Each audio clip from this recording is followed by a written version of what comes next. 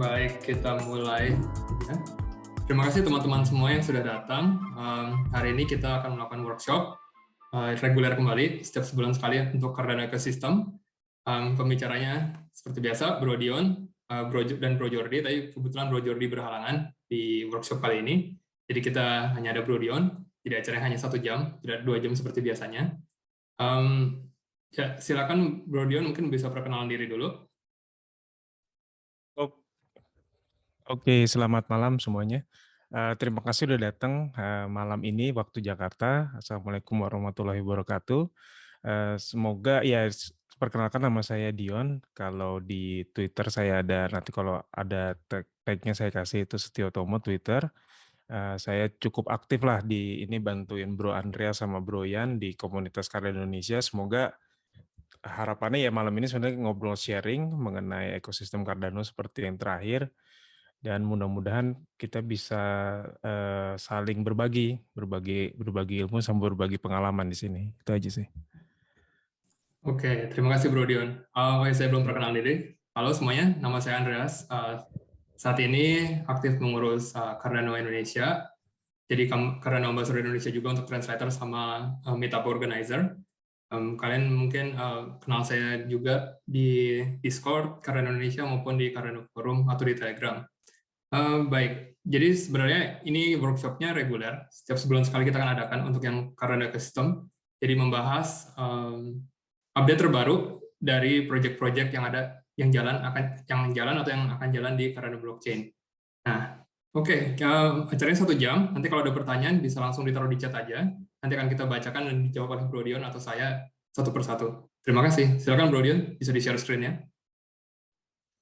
Oke. Share screen.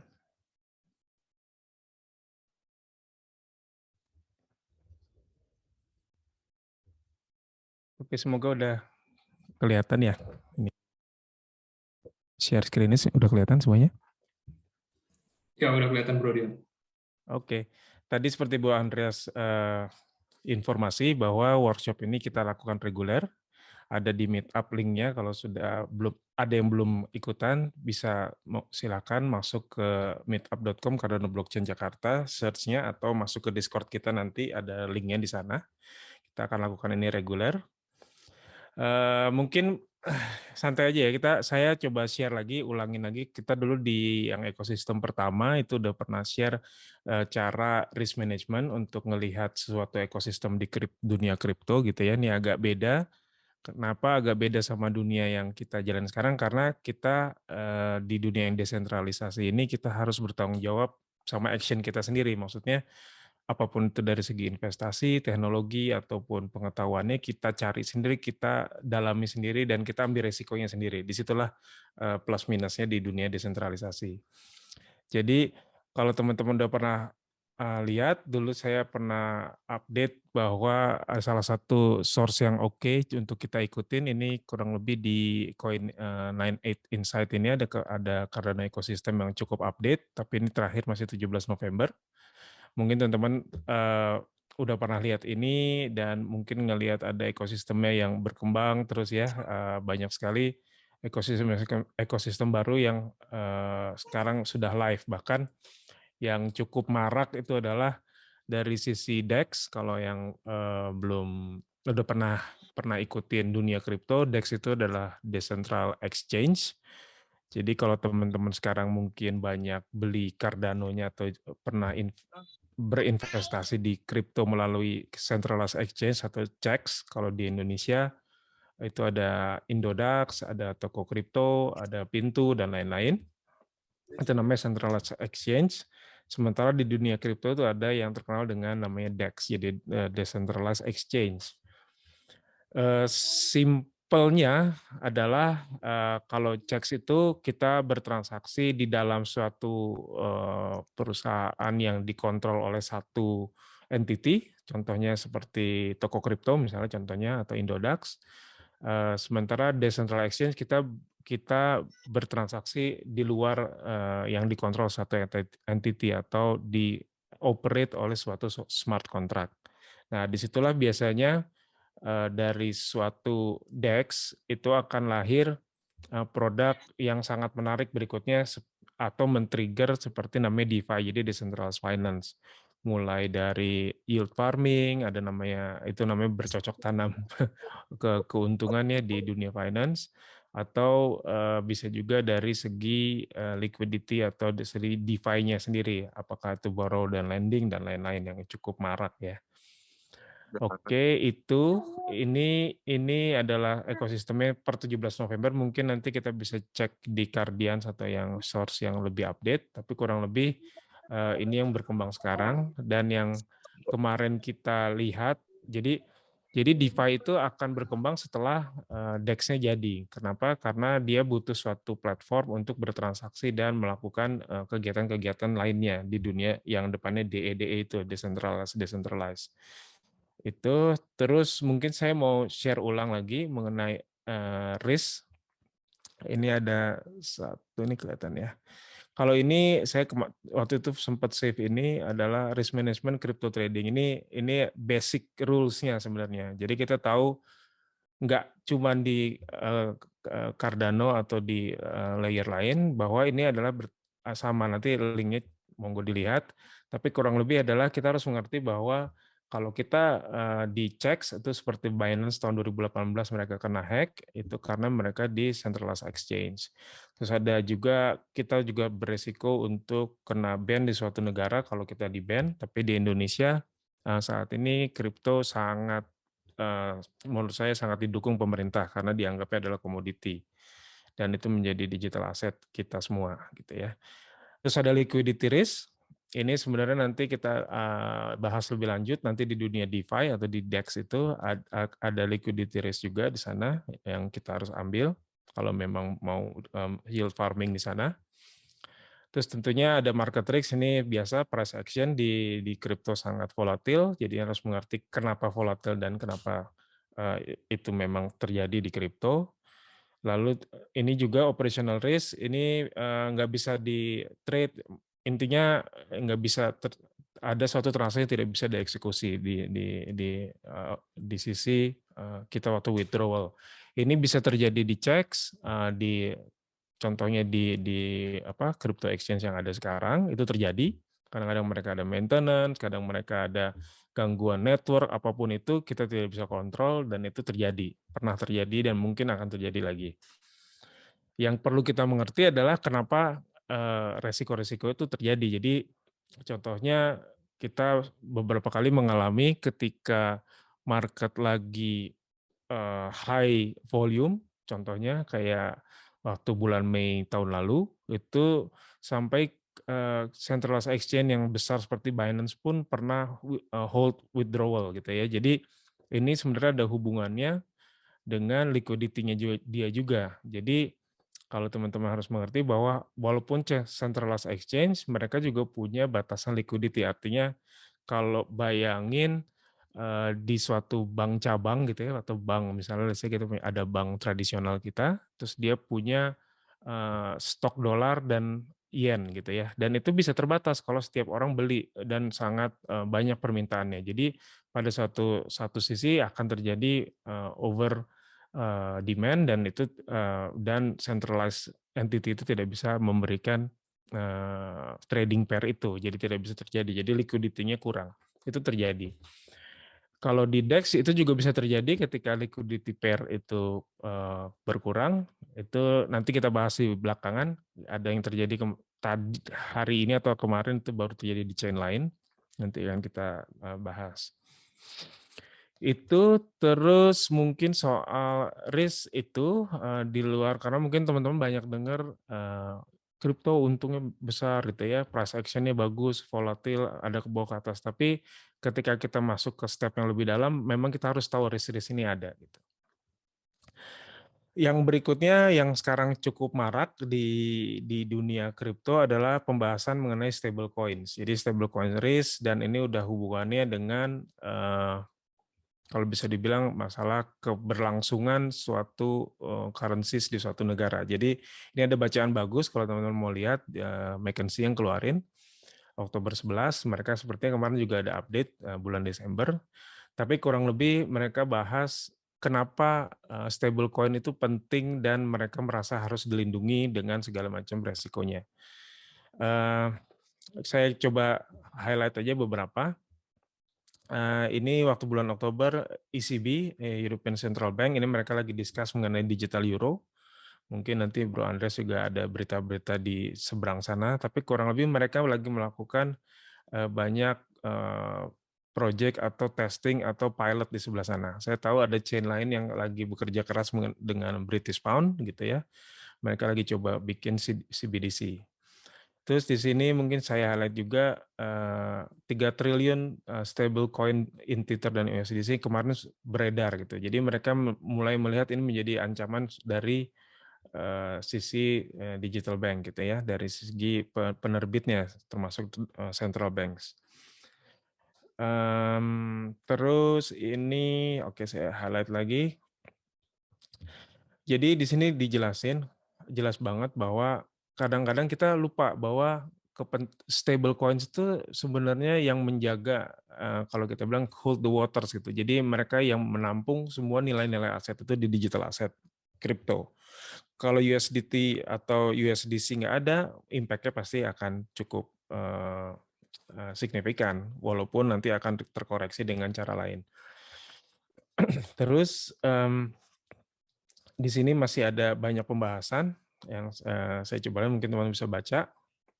Tapi yang perlu kita ingat adalah sekarang jadi saya perhatiin 2021 ini pembicaraan soal stablecoin sangat panas karena sepertinya ini di-trigger oleh di China, e-digital yuan sudah piloting selama hampir 1 tahun terakhir ya, udah berjalan dan mereka siap launch sepertinya tahun depan 2022. Disitulah kenapa lainnya akan berlomba-lomba mencari bentuk stablecoin atau cara policy yang benar. Di sini di McKinsey disebutin bahwa ada 3 cara mereka approach-nya, ada account model base, terus ada China way gitu ya, dan bahkan di ECB ada cara lain juga yang mereka cari seperti menjalankan node di blockchain. Jadi seperti yang kita tahu di decentralized. Jadi ini mereka masih berdebat.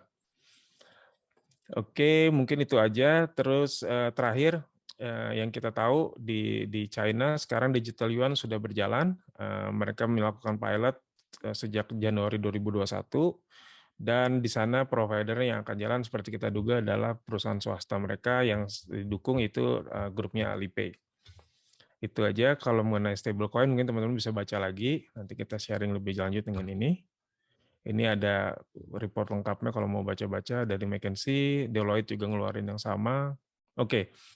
Terus buat teman-teman yang mulai melihat bahwa Cardano setelah nanti DEX-nya live kita menunggu yang pertama mungkin yang memang ada beberapa DEX yang udah keluar tapi mungkin yang paling ditunggu adalah SundaeSwap. Di sini ada panduan mengenai yield farming. Jadi kita masih ada waktu untuk belajar apa itu yield farming dan resiko-resiko. Ini cukup artikel yang cukup bagus dari Coron Borough, mungkin teman-teman mau nanti lihat, tapi di sini cukup dijelasin metode-metode dan ini cukup aplikasinya kurang lebih sama dengan apa yang ada nanti di SundaeSwap atau di DeFi. Nanti teman-teman bisa lihat. Terus next-nya mungkin saya mau coba share. Oke, ini ada Nami. Jadi kalau teman-teman udah mulai aware sama wallet, jadi setelah kita punya EIDA kita, Cardano kita beli di toko kripto atau di Indodax atau di CEX yang lainnya, kita pasti tahu bahwa next-nya adalah kita harus punya wallet sendiri untuk self custodian, untuk staking atau untuk pergerakan nanti ke DEX-nya. Jadi saya kasih share di sini yang cukup lagi naik daun atau yang cukup integrasinya dengan aplikasi-aplikasi yang bagus itu Nami. Tapi saya sarankan mungkin Naminya dipisah. Jadi jangan karena mereka masih desktop, masih tahap awal juga walaupun kita tahu Nami sangat terbuka ya mengenai code-nya dan lain-lain. Tapi kita make sure kita coba aja dulu. Coba dulu experience-nya Nami. Nanti kalau udah Nami, teman-teman mungkin bisa next-nya kita masuk ke nyobain mengenai DEX yang lagi hot sekarang, SundaeSwap, testnet tapi ya. Saya saranin teman-teman nyoba testnetnya, masuk ke testnet. Ini udah bisa juga ke EDA handle gitu ya, yang Tante. login. Itu gampang, prosesnya tinggal diikutin aja nih. Nanti kita nggak cukup mungkin waktu ntar tanya-tanya aja nih, ada beta guide di sini, caranya apa, tinggal diikutin aja. Jadi ini semuanya platformnya udah siap, jadi kita bisa swap di sini apa aja yang kita mau. Kalau teman-teman lihat ini layoutnya, kalau yang udah familiar dari dunia, dari Uniswap atau dari PancakeSwap, dari chain-chain lain, bentuknya sebenarnya semuanya sama layoutnya. Kalau di home biasanya kita akan lihat ada pair-pairnya, jadi saya saranin teman-teman nyoba, karena di sini nggak ada ruginya, nanti teman-teman dikasih 1000 EDA dan beberapa token lain untuk nyoba-nyoba. Termasuk sini juga latihan untuk selain swap, juga pelajarin mengenai liquidity. Liquidity itu, nah ini udah diupdate nih. Kemarin masih banyak koin-koin nggak jelas, nggak tahu kenapa tesnya tembus. Tapi sekarang udah cukup make sense. Jadi kalau di sini, Bro Dion, ya. mungkin bisa jelaskan ke teman-teman yang masih baru, liquidity itu apa sih sebenarnya? Nah, Dengan bahasa yang sederhana aja. oke, liquidity di sini teman-teman lihat di sini bahwa ada namanya Adamin contohnya gitu ya. Kita bisa bayangin teman-teman datang ke money exchange, kita pernah nukarkan uang kita dengan foreign exchange gitu ya, ke dolar, ke yen, atau ke mungkin ringgit Malaysia, ke Singapura dolar. Kita anggap ini adalah salah satu counter yang ada di mall gitu ya. Counter di mall ini dia sediain ada tukar namanya EDA sama Mint. Jadi kalau kita bawa EDA, dia bisa tukar Mint. Rate-nya berapa gitu kan? Rate-nya berapa tergantung sekarang mereka berjalan di swap-nya itu nilai currency-nya berapa gitu kan. Jadi misalnya kita lihat sini, di sini ada Mint contohnya. Jadi satu EDA dia nilai adalah 5. Ini kayak jadi nanti di mall itu kita lihat ada panggung di belakang, itu adalah nilainya seperti ini. Terus liquidity itu apa? Nah, ini yang unik di decentralized finance itu, decentralized exchange. Anggap aja si yang pemilik exchange itu yang kita datang ke mall atau money exchange, mereka membuka peluang buat kita siapa aja boleh nyumbang, ikut nyumbang patungan untuk modal, ya kan? Terus di sini ada, iya misalnya Bapak Ibu boleh nyumbang, kalau mau nyumbang EDA di sini nanti kita bagi hasil. Bagi hasilnya berapa? Oh ada fee-nya sendiri yang diambil oleh liquidity provider sama jadi nanti kayak bagi hasil. Jadi oh berapa persen dari ini akan kita bagi untuk yang menyediakan pasangan ini gitu. Itu adalah menurut gue yang paling sederhana ya Bro Andreas ya. Jadi kita ikut nyumbang liquidity atau ikut nyumbang modal gitu ya untuk orang bertukar. Nanti ada orang B datang ke situ, oke, berarti mereka pakai modal yang kita pakai, terus dia dapat bayar fee kan untuk nuker itu atau selisih. Kalau di kurs itu ada selisih kurs gitu ya, itu kan sebenarnya fee kan. Nah, fee itu yang dibagi hasil sama para penyumbang modal yang ada di pool. Jadi mereka bilang ini pool kayak keranjang gitu ya. Oh jadi keranjang A segini, keranjang B segini harganya. Di sini teman-teman lihat ada yang pool, ada min, kenapa ada dua sih gitu kan? Yang satu adalah 0,5% liquidity probable fee, berarti ini fee-nya diambil segitu. Ada lagi yang 1%, gitu kan? Jadi ada dua pool.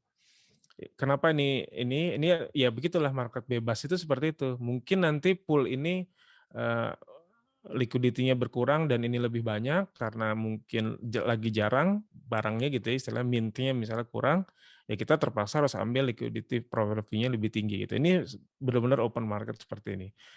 Kemarin juga saya cerita sama teman saya, contoh sederhananya adalah kayak kita pergi ke pasar. Jadi anggapnya ini pasar pasar bebas gitu ya, kayak pasar sayur gitu ya. Makanya di sini kan lebih enak kan, ada mint sama stroberi. Jadi anggap aja ada lapak di pasar segar gitu. Kita semua orang boleh nyumbang nyumbang bahan makanan gitu, bahan mintnya atau stroberinya. Nanti dia bilang, oh Pak kalau laku nanti kita bagi hasilnya segini-segini. Nah itulah namanya fee. Jadi dari situ misalnya kita mau nyumbang gitu kan, secara prakteknya kita tinggal klik more, provide liquidity. Nah syaratnya kita harus sudah punya mint sama udah punya strawberry gitu kan. Di sini misalnya kita max, nah ini mint saya kayaknya ada kemarin. Terus kita mau ikut yang mana gitu kan. Nah ini kita tinggal klik nanti dia akan jalan. Oke, yep. Bro Dion, Bagus. mungkin bisa dijelaskan juga. Close. Oh Oke, kurang mintnya. Harus dikurangin swap aja dulu. nanti. Iya, oke. Mungkin bisa dijelaskan juga ke teman-teman. Mungkin ada pertanyaan, ada nggak resikonya kalau kita ikut kontribusi di sini? Oke, ada banget gitu ya. Jadi yang pertama harus ngerti adalah ini open market satu. Jadi ini hanya di-secure dengan smart contract yang nanti kita bahas bahwa itu harus diaudit dan aman dan lain-lain di back end-nya. Tapi di depannya itu namanya ada yang kita sebut impermanent loss gitu ya. Itu adalah contohnya harga min hari ini adalah satu gitu ya. Impermanent loss itu adalah ketika besok karena market volatil, jadi kita waktu kita mau withdraw, min kita yang kita setorin di pool ini, kemungkinan harganya nggak satu lagi, bisa jadi 0,8, bisa 0,5 atau bahkan 0 gitu ya, tergantung market yang ada di luar sana. Konsepnya sebenarnya yang paling gampang adalah mungkin teman-teman nanti belajar juga di testnet ini, itu ketika kita setor modal misalnya 1 min gitu ya, apa nih 10 mungkin. Nah, segini mungkin nanti kita store, saya kayaknya nggak ada minnya dan habis. Itu jadinya kita akan dapat tanda terima dalam tanda kutip itu adalah LP tokens namanya, jadi pool token. Itu tanda terima bahwa kita sudah menyetor sekian gitu. Nah, ketika kita mau withdraw, kita harus kembalikan tanda terima itu kayak kwitansinya kita balikin nih, kemarin saya kan nyetor segini, saya mau tarik modal saya gitu. Oh ya udah. Jadi dalam artian lain yang dikembalikan adalah nilai asetnya, bentuk asetnya, bukan artinya notabene nilai rupiahnya atau nilai stable-nya gitu ya. Jadi dia akan kembalikan sesuai dengan nilai aset yang kita store gitu ya. Jadi impermanent loss itu kurang lebih arahnya ke sana. Jadi value yang kita submit hari ini kemungkinan kita misalnya kita withdraw bulan depan nilainya tidak akan sama gitu. Itu adalah resiko yang di provide liquidity. Oke, terima kasih Bro Dion. Mungkin karena ada Ya, banyak teman-teman yang baru di sini juga, baru tahu DEX, mungkin belum pernah swap, mungkin bisa dicontohin swap itu boleh boleh. apa, sama kita coba tes di testnetnya. Oke, ini kita swap itu sebenarnya ya sama kayak kita tadi pergi ke money exchange, terus kita kita anggap aja kita punya ADA itu adalah digital asset ya, kayak misalnya kita punya rupiah gitu atau apapun itu kita bawa atau kita bawa. Nih kalau saya anggapnya ini aset ya, jadi kayak kita bawa emas gitu ya. Saya punya 10 ADA gitu kan, harganya $12. Saya mau tukar tadi misalnya ke vanilla apa min aja coba, kita nggak punya min gitu kan. Nah begitu kita lihat berarti nilai pertukaran kurang lebih 1:5 gitu kan, saya bawa 10 kurang lebih saya akan dapat 50. Kenapa kurang lebih, nanti kita lihat bahwa di sini kan dia selalu bilang kalau kita drop down ini ada nih yang tadi nih transaction fee gitu kan. Ini adalah scooper, ini adalah istilahnya Cardano untuk yang validatornya ya dari sisi stake pool. Terus ada liquidity provider fee, ini yang kita bagi hasil gitu ya sama yang liquidity provider. Terus ada price impact. Price impact itu kurang lebih karena kemungkinan waktu waktu kita nge-swap itu kalau teman-teman sekarang mungkin ada flip gitu ya di dunia dunia perbankan sekarang, kita swap gitu ya dari ADA ke min, kemungkinan ada perbedaan harga di antara transaksi itu. Sama terus di sini ada namanya slippage tolerance. Jadi ini adalah kita sebagai yang mau swap, kita bisa setting. Saya nggak mau kalau nilainya berubah lebih dari 0,5%. Saya cuma mau slippage-nya itu selisihnya itu adalah kurang 0,1. Ini orang biasanya disetting di tengah 0,5. Jadi tergantung. Kalau lagi sepi biasanya di sini aman. Tapi dia waktu kita klik 0,1, your transaction may fail. Jadi ketika swap-nya tidak memenuhi kriteria ini dia akan cancel. Jadi biasanya orang taruh di setengah atau bahkan 1% kalau lagi butuh cepat. Jadi coba ini kita swap. Jadi di sini kasih tahu estimate token receive 50, minimum token receive 49 karena ada selisih kan kemungkinan waktu pas kita pencet ini. Oke, kita swap. Jadi biasanya gini kita minta konfirmasi. Sekarang hold to swap-nya hilang ya, Bro ya. Oke, terus dia akan connect ke Nami. Kalau testnetnya pakai Nami, saya akan sign di sini. Dia minta password. Oke. Jadi dia akan swapping 10 ADA untuk X min gitu ya, kurang lebih tadi 49 sampai 50. Udah submit, udah dapat, close. Ini belum terjadi karena nanti di dunia Cardano itu ada UTXO yang butuh waktu. Nah, jadi ini kan, jadi 727. Yang kita tunggu-tunggu dan coba lihat adalah berapa cepat mereka sampai menukar itu masuk ke wallet kita. Jujur di chain lain ini cukup cepat prosesnya, di bawah 10 detik kalau lagi sepi. Kalau lagi rame juga kadang-kadang lama. Saya pernah coba juga di chain-nya Solana yang terkenal dengan TPS tinggi juga bisa lama gitu ya, bisa di atas 10 detik sampai 30 detik, bahkan bisa fail. Jadi kita lihat ini ada prosesnya. Terus ini karena masih testnet, pengalaman kita nih bisa cukup lama tergantung prosesnya ya di belakang layarnya nih. Mereka lagi UTXO itu. Sama teman-teman tadi jangan kaget ya waktu waktu kita tadi swap, kan tadi kita 10, tapi desainnya ada 14. Kenapa kok lebih banyak sih? Karena memang di Cardano yang memakai sistem UTXO itu agak susah, saya juga kurang 100% ngerti, tapi kurang lebih gini, di UTXO itu hanya terima uang pembulatan ke atas, karena dia harus kembaliin sistemnya. Jadi kayak kita mau beli 40.000 barang gitu, kita harus kasih 50.000. Jadi kita kasih 50.000, ntar kembaliin 10.000. Itu caranya dia settlement-nya. Jadi selalu ada kembaliannya dalam tanda kutip gitu ya. Makanya nanti di NAMI itu logikanya adalah di NAMI ini testnet kan. Jadi di NAMI itu ada setting, ada kolateral. Nah, ini adalah untuk memastikan bahwa sistemnya kita harus taruh kolateral itu seperti jaminan. Kalau menurut saya itu kayak pembulatan ke atas, itu supaya sistem bisa kembaliin kita nanti. Jadi tadi contohnya kita nah tadi kan kita transaksi 10 sebenarnya, tapi sistem minta kita kirim 14,5. Artinya tadi kolateralnya itu yang dipakai 4,5. Dari 5 itu 4,5 dipakai. Artinya itu hanya untuk membuat sistem itu nanti dia akan kasih kita dalam tanda kutip kembaliannya, dikurangin fee-nya nanti. Kurang lebih gitu ya. Betul nggak Bro Andreas? Ya. Kurang lebih gitu. Transaksinya mungkin udah masuk belum ya? Belum nih. Oke, Ini ya udah. yang kita tunggu belum. Oke, kalau gitu mungkin bisa jelasin juga, mumpung udah ada handle-nya, mungkin bisa jelasin project apa sih ada handle itu? Oke. Apa untungnya buat teman-teman juga di sini kalau beli ada handle? Oke.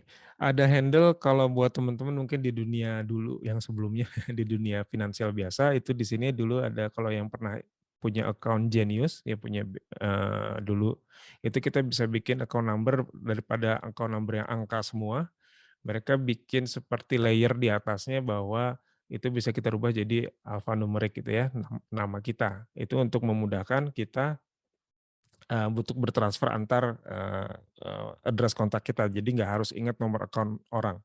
Kita hanya perlu ingat handle-nya aja. Handle itu kayak alamat email lah ya. Kalau saya di sini Setio Tomo yang saya secure waktu itu di ada handle. Ini cukup project yang menarik. Di chain lain juga ada namanya INS di Ethereum dan yang lain juga sepertinya arahnya semuanya ke sana. Tapi ini integrasi cukup menarik dan cukup simple kalau menurut saya. Jadi begitu kita mint ini berbentuk NFT jadi nanti Mungkin ketahuan bisa nih di-show berarti di ini naminya. gue agak iseng ya sorry ya Mas Bro lihat nih jadi gue coba mint jadi artinya si pemilik handle ini si pemilik NFT jadi kita waktu mint handle ini dia akan jadi bentuknya di NFT dan itu akan di store di wallet kita saya kemarin coba 4 Dion Indonesia Jokowi Setio Tomo. Jadi ini nama saya bukan Jokowi. Jadi kita bisa bilang ke orang kirim aja send gitu ya. Saya tadi ngetes gitu ya. Jadi kita bisa send. Saya bahkan bisa nge-send ke diri saya sendiri. Gini ya, misalnya kita kirimnya ke Jokowi gitu ya. Kalau mau iseng gitu ya. Send Jokowi gitu. Nah, dia akan centang. Jadi waktu kita perintahkan dia pindah ke Jokowi gitu ya, itu dia akan mencari dari NFT itu address-nya apa gitu kan. Jadi ini kita bisa lakukan sebenarnya. 5 kita send.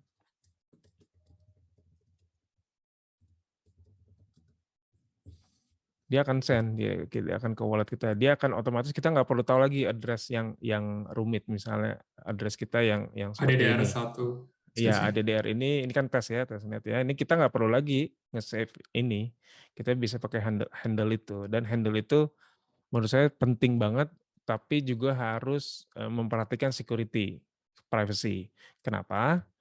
Tadi kayaknya eh, karena orang akan gampang juga mencari identitas blockchain wallet kita. Jadi Betul. contoh, eh, saya belum jadi handle karena gagal min, coba ya. Saya suka Cardanesia. Tadi Om Adi ngasih tahu, berarti ini integrated. Orang gampang nyari identitas kita. Contohnya, Om Adi, mohon maaf saya pakai sebagai contoh. Tapi Om Adi, dia udah cuma simpan NFT aja dan sedikit AIDA. Dia udah tahu masalah security, maka saya berani buka. Nah, jadi teman-teman hati-hati juga untuk nyimpan handle ini. Kalau memang privasinya atau asetnya banyak di satu wallet, ini anggap aja sebagai receiving wallet yang dipisah dari main walletnya. Jadi kalau misalnya ini hanya receiving wallet aja. Itu yang kemarin begitu lihat ini, wah ini sebenarnya privacy juga harus dijaga gitu. Jadi kita harus hati-hati, apalagi stateful operator ya, yang punya keys-nya juga address-nya harus di secure. Itu kurang lebih kalau teman-teman mau ada handle nanti ke sini. Jadi address beta sale udah tutup, nanti dia akan sebentar lagi ada mainnet. Nah, tunggu aja nanti, dan harganya juga menurut saya sangat make sense. Dia pakai tier harganya itu kurang, saya ini nggak tahu, nggak ada. Itu tier harganya, jadi kalau karakternya panjang, namanya panjang, itu lebih murah, paling murah itu 10 EDA kalau nggak salah, nanti paling mahalnya sampai berapa ratus EDA gitu, atau sampai lebih panjang lagi, misalnya cuman 2 karakter, 3 karakter gitu ya. Ini sekarang lagi heboh di pool PM juga banyak nama-nama aneh keluar. Oke, Bro Itu Dion, sih mungkin sebenarnya. Ada tinggal lagi? 5 menit lagi. Mungkin bisa di Oke. closing dulu sebelum ke Q&A. Ya, sebelum Questionnya. Q&A mungkin saya juga mau share bahwa tetap vigilant gitu ya, hati-hati. Kita tahu sebentar lagi DEX akan rilis, MinSwap juga sebentar lagi rilis. Kalau yang udah ikut FISO-nya bisa klaim di sini. Terus saya juga lagi pantau Liquid, mengenai Liquid karena ini DeFi yang borrow dan lending-nya cukup menarik menurut saya. Yang saya paling suka adalah ada key tokens ini. Key tokens nanti kita coba gali lebih dalam, nanti share ke teman-teman.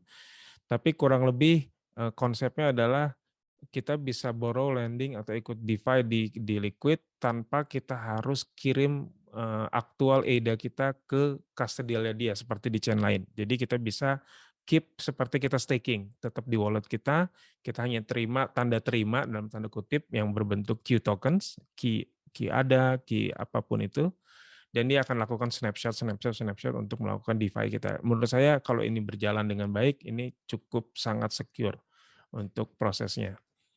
Itu, dan yang terakhir mungkin saya share bahwa di Cardano itu ada banyak project juga yang kemarin baru launch di launchpad-nya. Tetap hati-hati, sekarang mereka cukup baik, sekarang launch-nya di BSC sebelum di ADA kayaknya.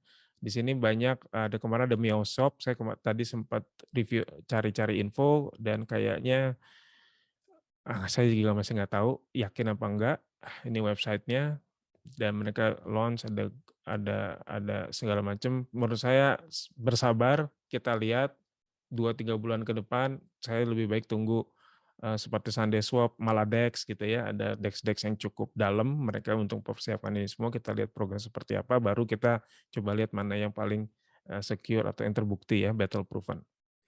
Terakhir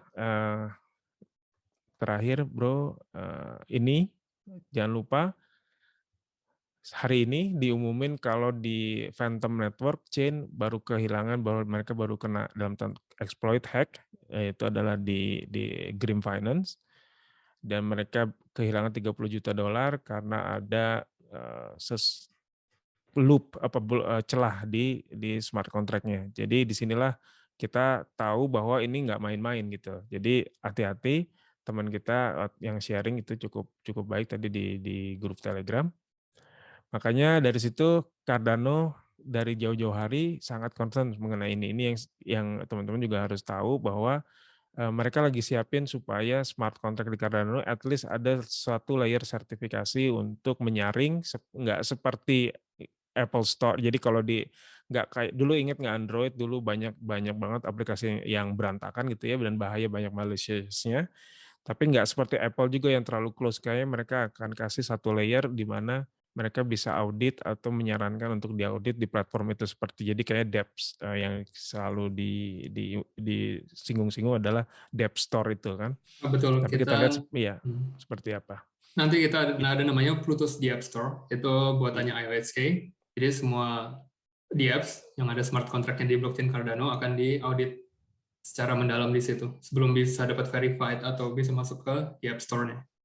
Jadi nanti Seperti dia itu. dapat kayak centang biru gitu ya. Maksudnya Yes, tetap mereka listing di situ, tapi yang nggak pakai centang mungkin lebih harus beresiko lah hati-hati. istilahnya. Yes. Oke, mungkin kita langsung ke Q&A aja bro ya. Oke, terima kasih Bro Dion untuk presentasinya. Untuk Sama-sama. teman-teman yang punya pertanyaan, silakan ditaruh di di chat. Ntar kita jawabin langsung aja satu persatu.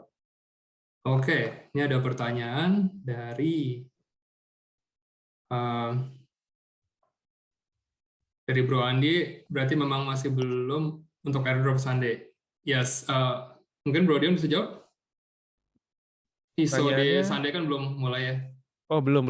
Ya. Jadi nanti next step-nya ada namanya tes. Kemarin teman kita Bro Heru ya kalau nggak salah ya, kemarin Bro Heru udah ada link ke dokumen yang bahasa Indonesia, cukup simpel. Jadi nanti Sunday Swap itu sekarang mereka lagi runtime verification, mereka lagi diaudit.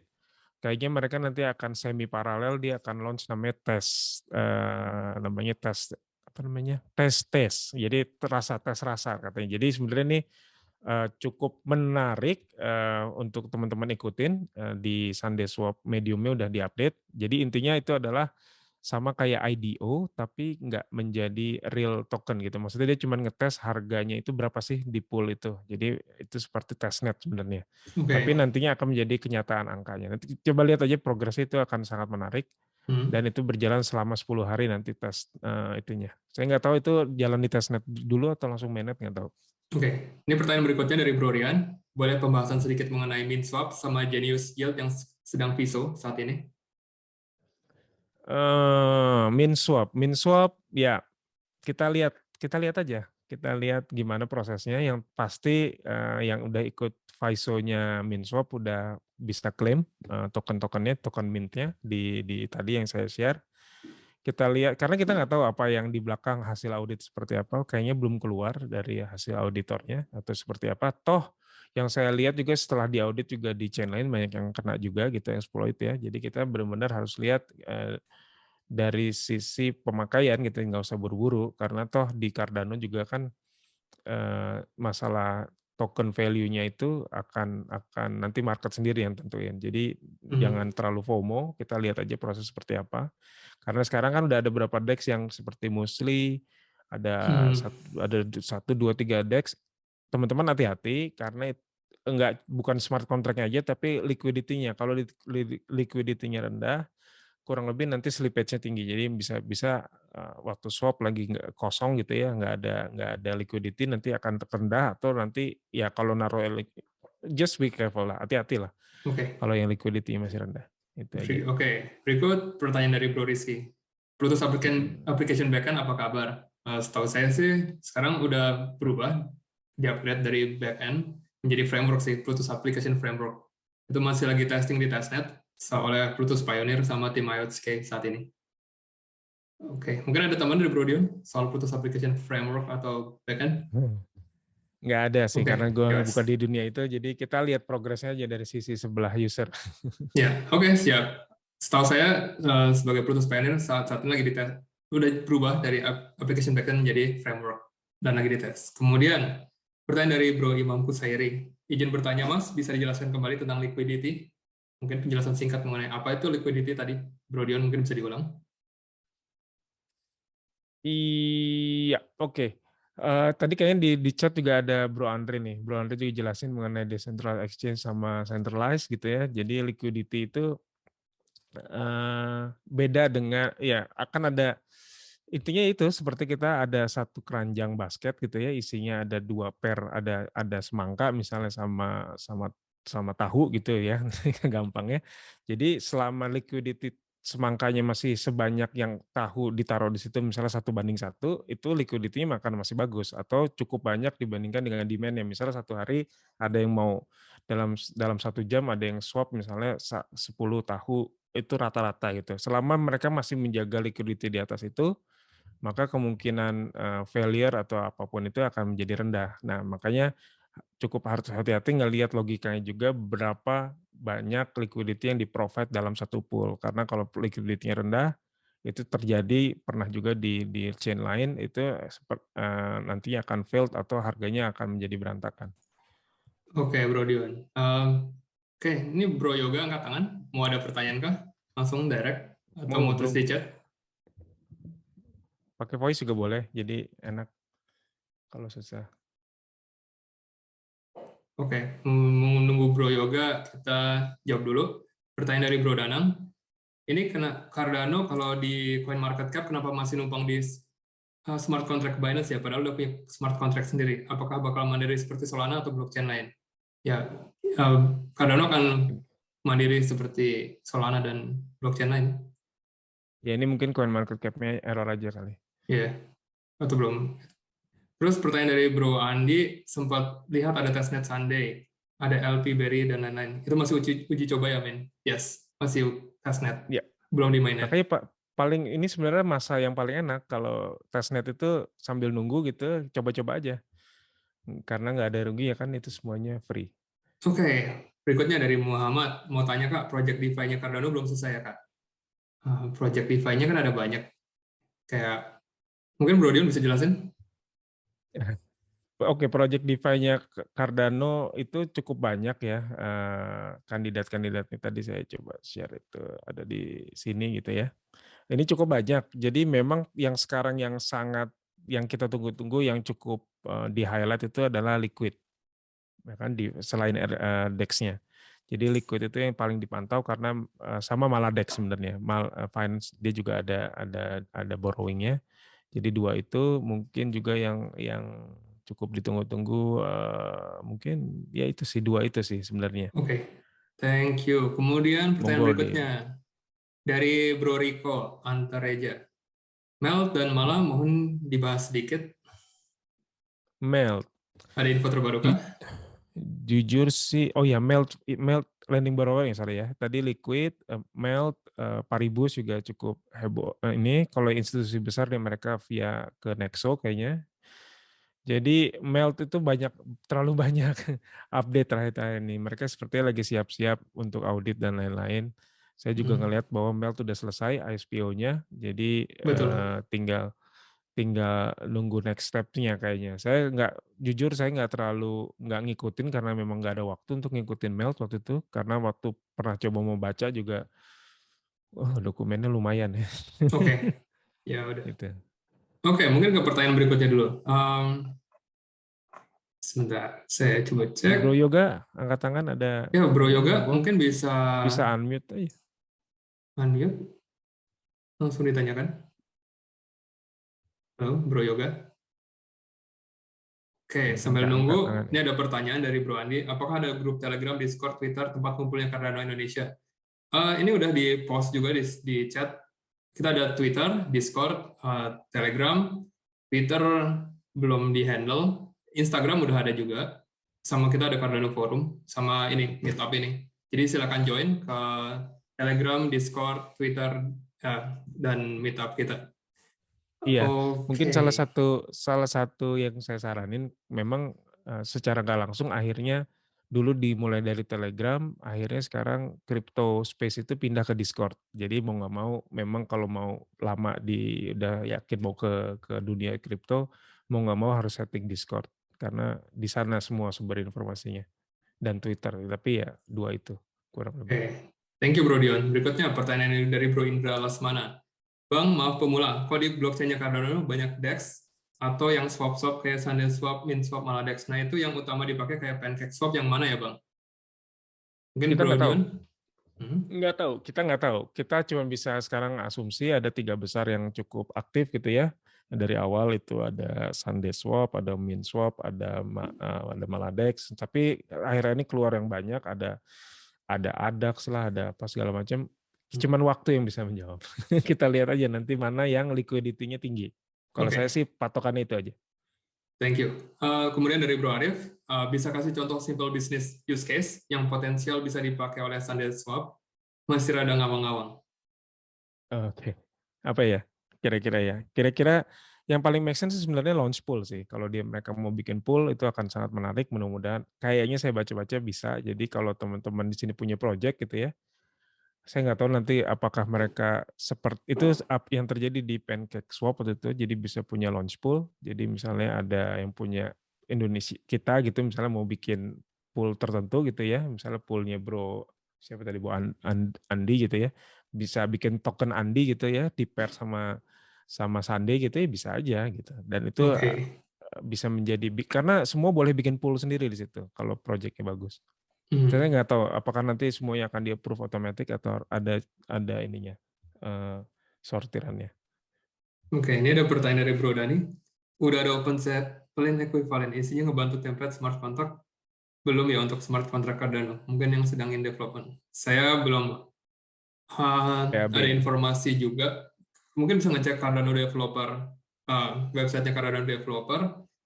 Itu kalau ada template pun biasanya ditaruh di situ sih. Ini ada Bro Dani jawab tuh udah ada Oh, Open oke. Zeppelin katanya. I see. Isinya ngebantu template smart contract. Ah, Ya. oke. Oh iya ya sedang ya, itu ya. Oke. Oke, pertanyaan dari Bro Andi Setiawan. Kalau mau ikut testnet itu berarti tinggal klik-klik kita tanpa isi token ada kita ya.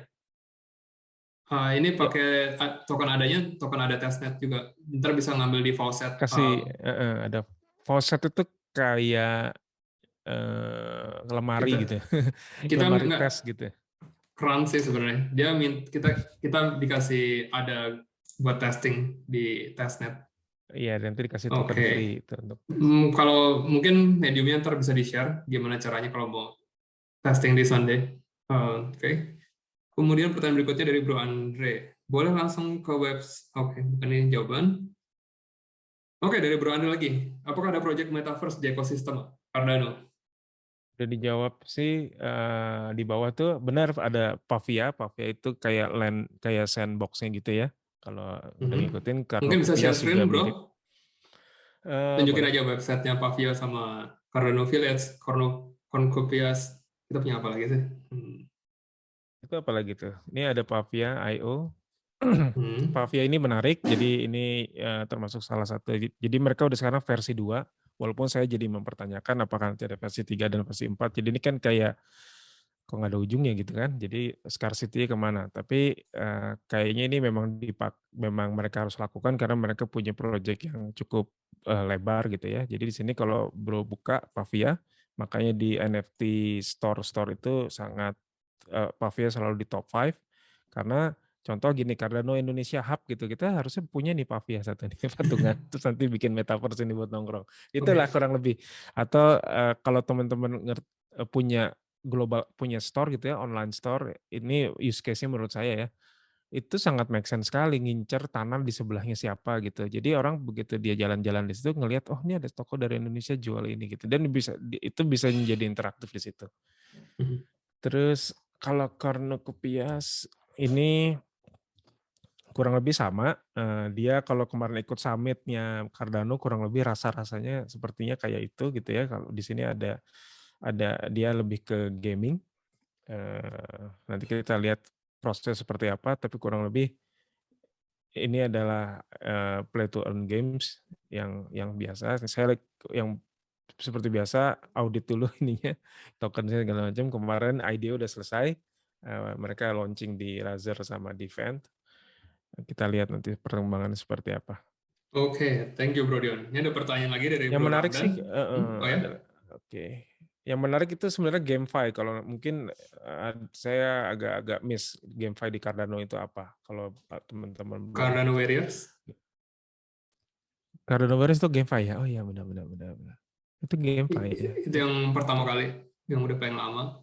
Dia muncul ntar launch di Q3. Echo ini juga kemarin baru launch, baru mint untuk Equin. Pioneer. Echo Ceritain ini dikit dong bro. saya ya. Jadi itu game horse racing. Jadi kita bisa Coba ternak kuda di gue. situ, bisa pacuan kuda juga di sana. Mungkin bisa dibuka equine.gg, GG. Oke. Nah, itu ada di Jadi ujungnya racing ini. ini sebenarnya pacuan kuda sih. Pacuan kuda dia bikin Iya 3D izin. modeling. Ya. Mhm. Terus Mm-mm. ada jokinya bisa dipilih. Kemudian ntar kudanya ada statistiknya gitu, statsnya. Itu bisa bisa umurnya kalau nggak salah 1 bulan itu dianggap satu tahunnya di mereka, sebulannya kita. Oke. Terus kudanya kalau udah umur Jadi 17 ntar meninggal. Dia meninggal, ntar kita harus antara oh. ternak kuda dan lain-lain. Kalau meninggal, Jadi NFT-nya ntar diganti jadi trofi gitu. Oke, tapi di perjalanannya dia bisa dipasangkan di breed kan tadi kalau nggak Ya, bisa salah di breed. Jadi harus punya sharingnya. kuda jantan dan kuda betina sih. Dua. Oh ada, oke ada kelaminnya berarti Ah, ya. Terus nanti ya, ada racingnya. ada racingnya, dan itu bisa dapat earn to play juga. Jadi kalau kita mau Oh ikut jadi, racingnya, kita harus registrasi, bayar ada. Ntar pool duitnya ini dibagi 10% untuk si Equine-nya, 90% dibagi-bagi untuk top 3-nya. Juara 1, juara 2, juara 3. oke. Oke, berarti dia pure NFT ya, nggak ada token ya? Belum tahu. Saat ini hanya pure NFT sih, belum ada token. Mereka Gitu masih ya. pakai ada sih. Jadi kayak di, oke. Oke, kurang lebih kayak gitu. Ada pertanyaan lagi berikutnya. Untuk bisa coba SandoSwap testnet, mesti punya Nami wallet kah? Kalau nggak salah si Yoroi sama si Udah mulai Vault ya. Wallet udah bisa dites juga di testnetnya SandoSwap. Info terakhir hari ini yang saya dapat. Saya belum coba sih. Saya masih pakai Nami. Mungkin kalau ada teman-teman yang tahu udah nyoba pakai CC Vault atau pakai Yoroi yang di testnet, bisa info juga nanti. Oke, kurang lebih begitu. Tinggal 5 menit lagi. Kalau masih ada pertanyaan, silakan ditanya. Kalau masih bingung, bisa join dengan Discord kita, karena Indonesia. Banyak teman-teman moderator di situ maupun yang expert bisa jawab juga. Baik pertanyaan mengenai development, DEX, karena ada sistem, ada Brodion juga di situ, atau ke Telegram kita. Oke, ada pertanyaan dari Iya. Bro Muhammad. Kenapa Cardano turun terus? Nggak cuma Cardano, yang lain juga drop sih. Oke ya, nah, mungkin kalau yang masih bingung sama price action ya, maksudnya pergerakan harga naik dan turun ini memang kalau di dunia aset apapun ke aset kelas gitu ya, atau stock market memang ada seasonnya, jadi harus harus ngelihat juga dari sisi market. Di luar kalau nyari-nyari info stock market juga lagi koreksi turun, artinya apalagi di akhir tahun biasanya orang ambil keuntungan untuk liburan dan lain. Sebenarnya hanya human factor-nya agak sangat besar gitu. Makanya kita harus ngerti market cycle. Setahun ada berapa kali big market cycle gitu ya. Di kuartal 4 biasanya di November Desember mereka akan ambil profit dan ada hubungan juga untuk pelaporan pajak gitu ya. Dan kalau di US tahu saya yang banyak ngedrive nilai-nilai aset ini di Januari itu memang mereka harus lapor pajak, jadi harus ada yang di-realize, jadi harus ditutup gitu bukunya. Jadi artinya mereka harus declare dia untung atau rugi dengan cara harus dijual dan biasanya mereka beli lagi. Cuman beda seminggu, misalnya dia jual hari ini nanti besok dibeli lagi.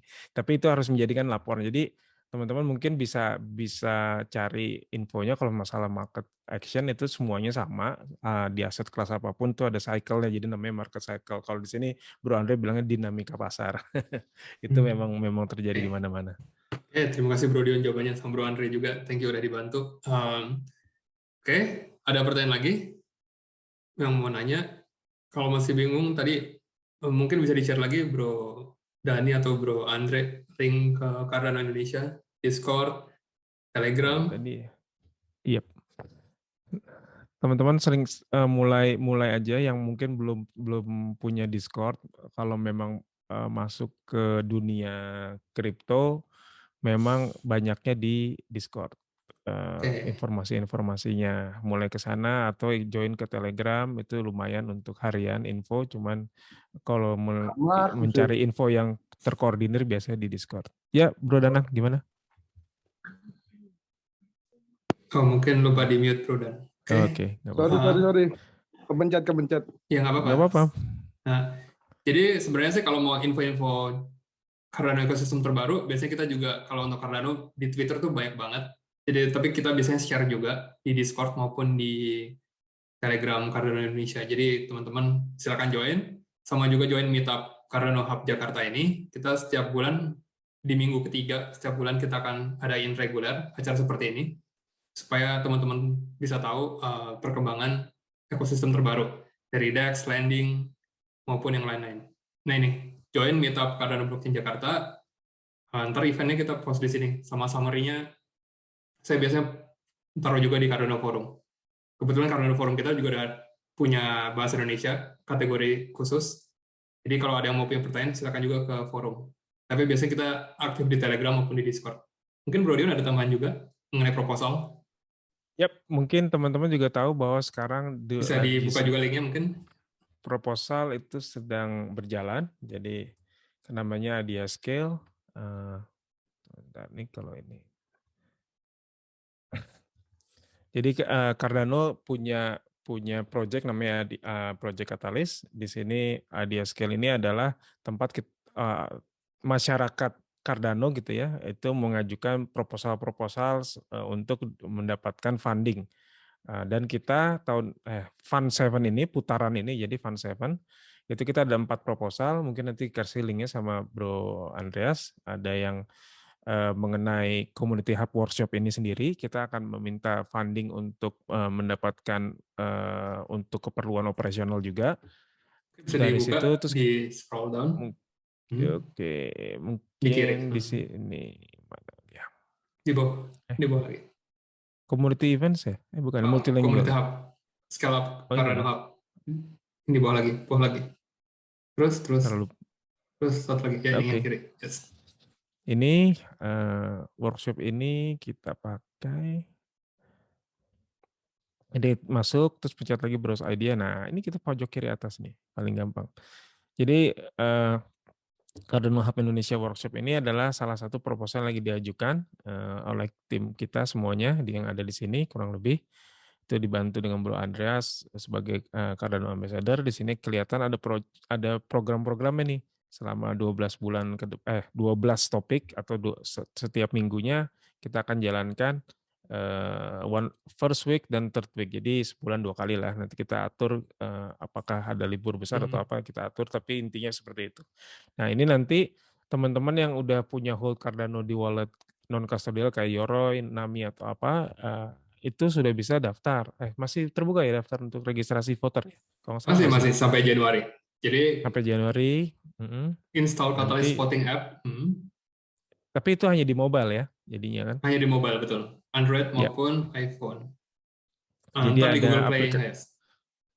Ada aplikasi namanya Project Catalyst, cari aja. Nanti kita share juga. Mungkin nanti ada di forum ya atau di mana. Nanti kita kasihkan guide-nya.